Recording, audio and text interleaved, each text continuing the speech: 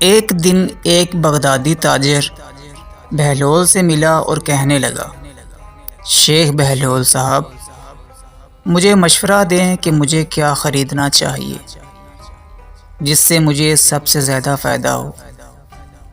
بہلول نے جواب دیا، لوہا اور کپاس۔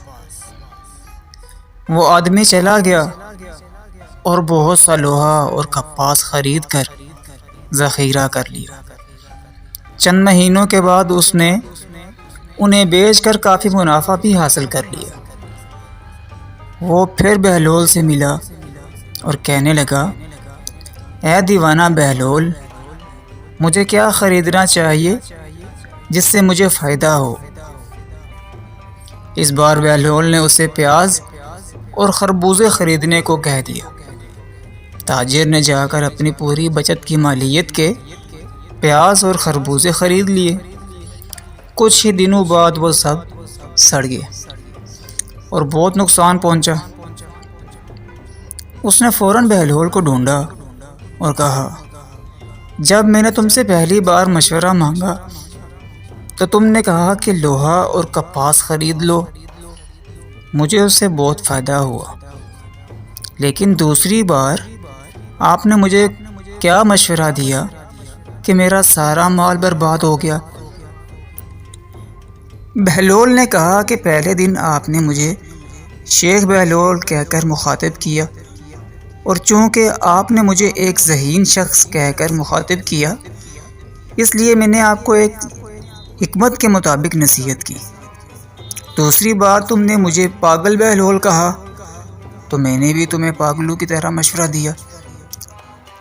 تاجر اپنے رویے پر بہت شرمندہ ہوا اور بہلول کو اچھی طرح سمجھ گیا۔ اسی طرح بہلول نے ایک بار ہارون پر تنقید کی۔ ایک دن بہلول ہارون کے پاس تھا۔ اس نے کہا، اے بہلول، مجھ پر تنقید کرو۔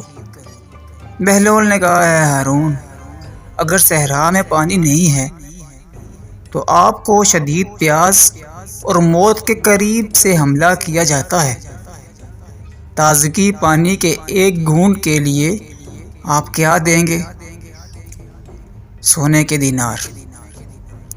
اگر پانی کا مالک دینار میں بھی پانی دینے پر راضی نہ ہو تو کیا ہوگا؟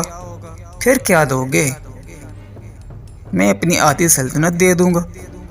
پانی پینے کے بعد آپ کو وہ بیماری ہو جاتی ہے جس میں آپ پیشاب نہیں کر پاتے۔ اب تم اس کا کیا کرو گے جو تمہاری اس بیماری کا علاج کرے گا؟ ہارون نے جواب دیا، میری باقی آدھی سلطنت۔ تو پھر بہلول نے کہا، پھر اس بادشاہی کو اہمیت نہ دینا، کیونکہ یہ پینے کے پانی سے زیادہ قیمتی نہیں ہے۔ کیا یہ مناسب نہیں کہ تم اللہ کی مخلوق کے ساتھ بھلائی کرو اور خوشی کے ساتھ رہو؟